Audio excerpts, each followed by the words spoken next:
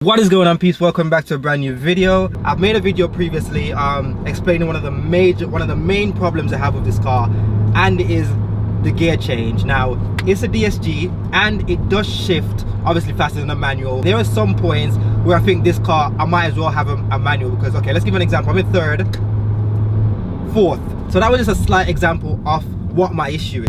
First gear, second. If I was driving a manual, I'd have changed a long time ago. Because I want to take care of the car, obviously, I did have the DSG oil change and the DSG service done when I had the car serviced a couple of weeks ago. And not only that, launch control is pretty much pointless. Like, launch control in this car is pretty much pointless. Now, if you put it in launch control, it holds the rev at around 3,000 RPM. You floor it, it just spins.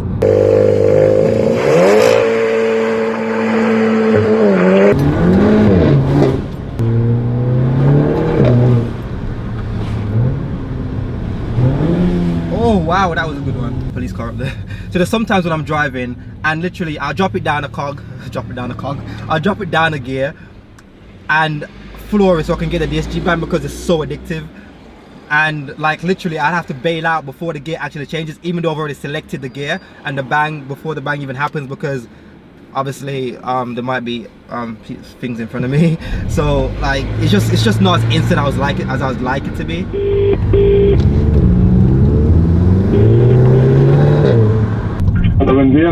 I have a slight issue that I definitely need to speak to you about first before I go ahead and touch my car and then get cussed for doing something stupid. I wondering if you could like come just like drive it, or just see what it is, if it's like actually a problem with the DSG or there's something else that can be sorted.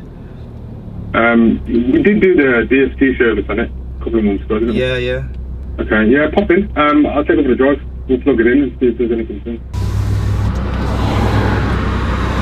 I saw you. If you watch my videos, then obviously you probably just saw yourself go past and say Aellis.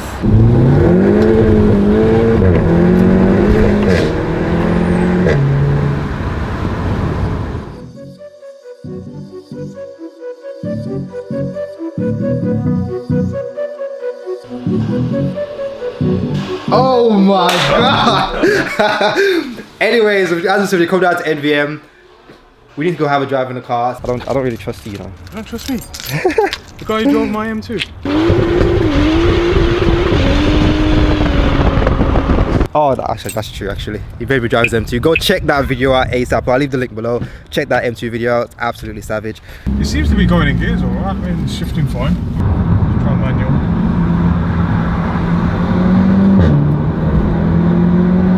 I know what you're talking about. It's when you're using your pedals. Yeah, when you're using the pedals, it's just like it doesn't respond as you want it to when you want it to. But there's sometimes like I'll put my foot down, try to get the bang out just before like I have to stop, and then I have to stop before the bang comes because it doesn't change. You're driving for a bang. Mate, it's addictive. Anyway, so basically there's two torque limiters in this ECU. There's a 350 Newton meter one and there's a 400 Newton meter one. Yours will never go over 400 Newton meters with the stock ECU.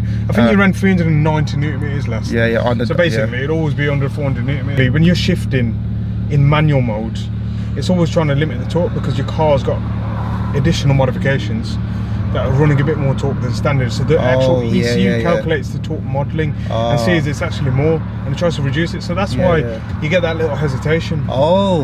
We usually do DSG mapping with ECU mapping, so stage 1 ECU mapping with DSG, or stage 2, stage 3 to suit. And the reason being is because obviously you run more power, you need to let the ECU and the TCU kind of work together and understand that it's running more power at certain RPMs. We also change kind of stuff like, you know, the launch controllers, you know. On this because the launch control is, I was saying that it's absolutely, it just spins. It's pointless. It's absolutely pointless. I don't get the point of it. You know what the reason is? On a front wheel drive car, it can't limit the traction enough in Cupra mode to get a good launch. So launch control is 3200 RPM. Yeah, 32. But that is actually the optimum launch for this car. And it doesn't grip. But the problem is it doesn't grip, and the reason being is because as soon as it launches, it gives it full throttle. And you get maximum torque, maximum load, and that's what causes so much spin. So the development we did about 4 years ago, believe it or not, was based on part throttle launching. So on these ECUs, you can actually have about 1.2 bar of boost on full launch, but on a front wheel drive car, it's pointless. So what we do, we actually increase the launch RPM on a stage 1 DSG map, or even a stage 2. And the reason being is so that on a front wheel drive, you can basically run it part throttle, let's say about 50% throttle, and get a good launch. And as soon as it grips, then put your foot down. That's exactly how we kind of define a front wheel drive launch. So we don't usually just tune the DSG box, but if you want, we'll map the box based on a kind of stage 1 DSG map. I'm running more torque than stock, and the gearbox is constantly trying to reduce that. It's got a torque reduction factor, and it sees that from torque modelling from the ECU, and it tries to reduce it. So we can raise the limiters. I'll probably raise them to about 500 newton meters. It's never going to hit that, but it reduces that window.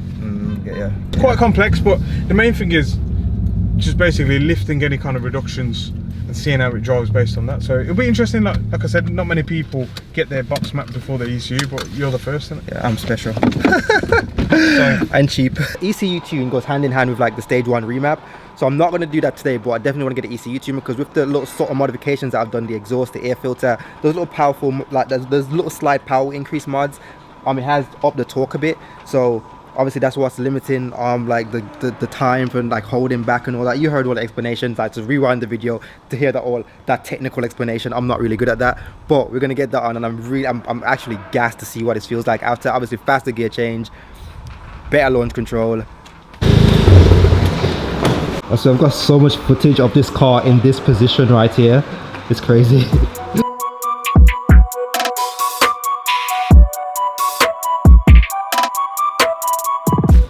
Have a look. No faults. Just check advanced ID. The DSG box has been programmed before, so that could have been done at a dealer update or whatever. But yeah, we'll take a backup of the ECU and start working on it.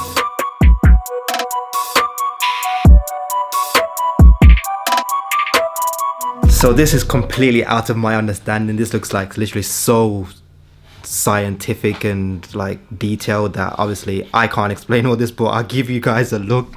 And so basically this is the software within your DSG box. Jesus. Obviously it's in hexadecimal. That's how we kind of look at data to alignment, and this is what it looks like in 2D form. So we've already raised the torque limiters on this software version, and on your based upon your backup.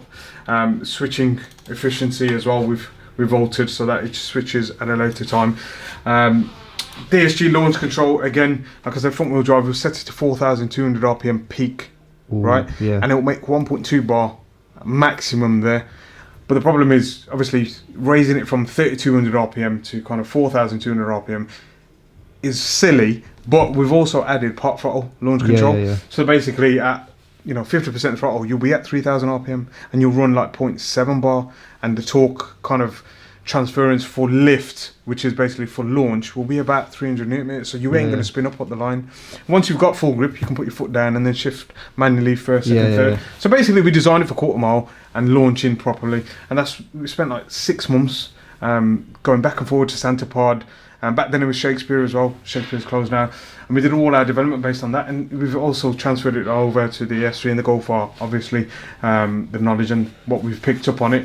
But yeah, that's exactly what it is. It's all basically hexadecimal transferred into 2D data, which is transferred into tabular data, which we can go through and basically change values and adjust what we need to, like torque limiters, shift points, and launch control. But the fun thing that I literally just took away from all of that is that you're going to be lifting the rev limiter from 3.2 to 4.5? 4,200.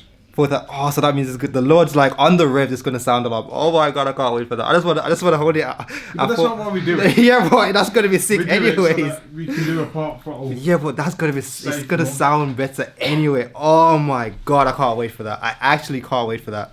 I've raised the launch RPM to 4,200 RPM, and I've set a part throttle as well, about 3,000 RPM, so you will get a launch and you will be able to launch it properly.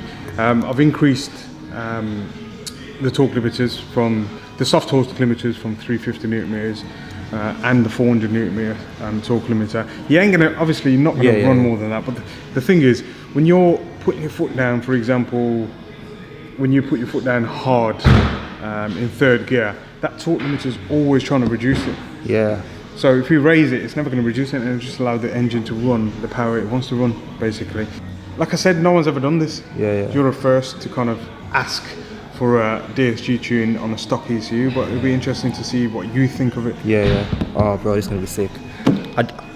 As I said, I'm so excited for that Revolution race. Jesus, it's gonna be savage. I'm just gonna add the lights. I'm sorry. I know I'm very chatty, but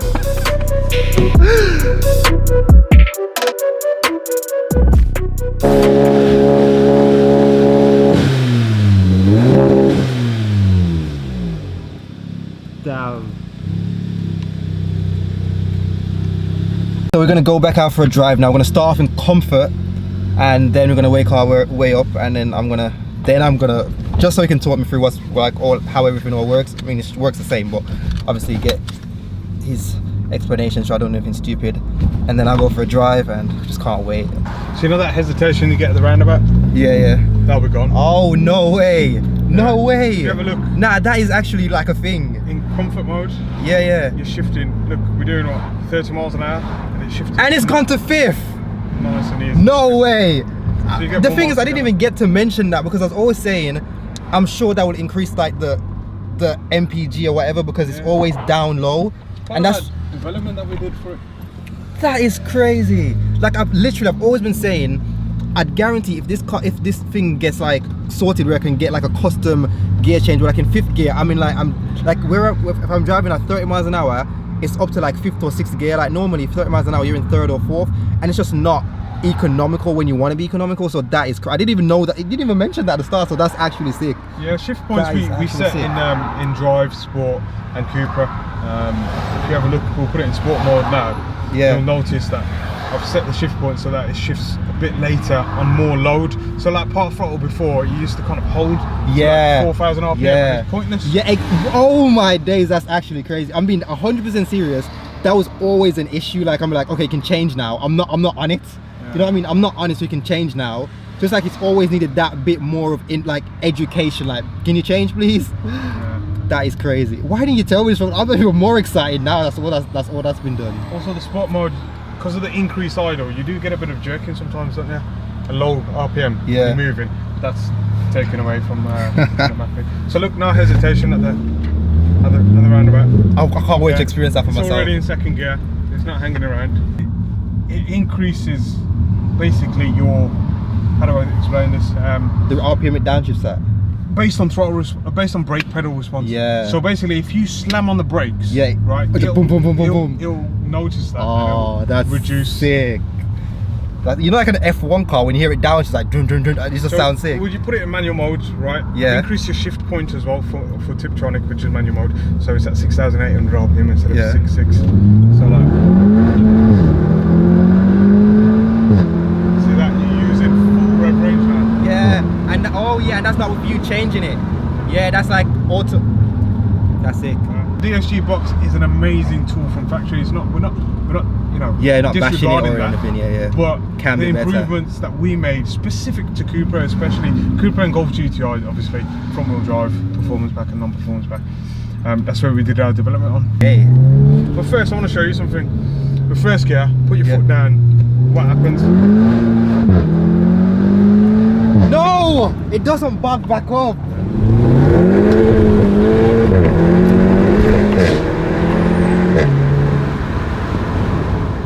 Oh my god, it doesn't bug back up. To think Yeah. to go to 2nd gear. That's crazy, it just goes to... You didn't have to tell me that, I just realized. It just bugged back up. Because normally when you do that, it's like... and then it changes. Now it just like bang. Basically that's your torque limiter, that 400 That's newton torque mad. limiter. It hits that and then the car doesn't know what to do. Yeah, It basically reduces all the torque via the engine ECU, and then it doesn't know whether to shift up or down, and it just gets confused. Yeah, So that's mad. Like, damn. Okay, so look, launch control. launch control, manual, yeah, traction off. You gotta show you Cupra mode, yeah. hard on the brake pedal. So sometimes you can, how do I explain it? Sometimes you can launch these cars by just tapping the brake pedal. Yeah. And what that does, it doesn't give maximum clutch pressure. So I've only set now the launch control to when your brake pedal is fully down. So it completely locks the car down from moving, and you know it can give maximum clutch pressure to give a good launch. All right. So like, I'll give you an example. We'll do a full throttle show first, which is 4,200 RPM on sensor 2. So you can see that now. Before it was what, 3.2? Yeah, that's it. I don't know if you can get it in focus. Yeah, 4,200 RPM. Well, you would never launch there. Yeah. Let me show you. We've got a part throttle, about 3,500 RPM is where a stage 1 or even a stock car will. So basically, you go part throttle, and that's literally 30% throttle. Yeah. That's how I control the launch control on this. If I want to go less, I'll use the next barrier, which is, I think it's 2,500 RPM. Yeah. But it's all based on load calculation and throttle pedal. So we'll go back up to that 3,500 because that's where we want to launch from, and we'll show you a launch.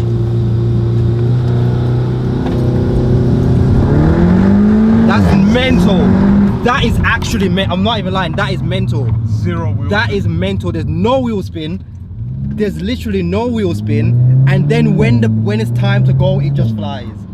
That is mental. Nah. Crazy. And the worst thing is, obviously, with traction control off, it's always spinning when I do that. So traction control's off, and there was no. But that's the problem. People think that launch control has to be activated full throttle all the time. Yeah. And that's what creates, you know, a lot of boost, a lot of torque, and just a lot of wheel spin. And then the ECU struggles to reduce that. Yeah. In the worst ways, because it's got, you know, a soft limiter, it's got a hard limiter, then it's got a launch limiter, then it's got RPM limiters, and it just doesn't know what to do. So we basically dissected the whole software from scratch, and we built it up. Most people just adjust values. What we built it up from scratch. We put everything to ground zero. Like, we want this to happen at this point, we want that to happen at that speed. Yeah. Do you know what I mean? Believe it or not, like on the later ECUs, you've actually got torque limiters in different gears. That's even worse, ain't it? It's even worse. That's even worse. Sometimes it'll do something, sometimes it won't. So yeah, we'll do another launch. So now we're going to do the full throttle launch. It's a bit of a joke because you got good Eagle F1s in there. Yeah. So just for test purposes, if you had drag radials, it'd work. It's a 4,200 RPM launch. But it still gets through. Yeah. You got a bit of wheel hop, but it still gets through. 3750. Look at that. Zero wheel spin. But you know what? Is a park throttle now where the previous rev limiter was? Just above that, actually. So it's even just. Yeah, so I mean, I've made 2 steps. So one step is at 3450 and the next step is at 3750. Yeah. The 3750, based on your Eagle F1s, does work. Yeah. But like I said, so that's even higher than it was on stock, but it doesn't spin. And on stock, it used to spin like it does on high throttle. Yeah. Appreciate it more when you start driving it on your journey and stuff like that, and see how it and even all the little other changes, not just launch control all the time, but even the little changes such as like not hesitating at roundabouts, changing efficiently instead of like holding gears, changing on point when you're in manual mode when you want it to change.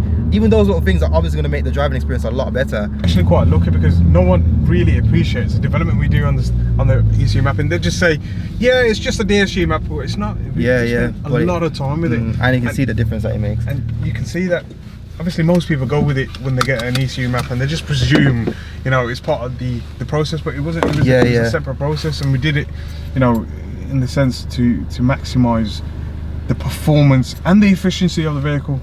So yeah. That is sick. Like, I don't know if you can tell, like all those little things I've mentioned that have been changed actually blown me away. So I just want to drive this thing for myself day to day and just see how amazing this feels. And then when you want the more power. More power.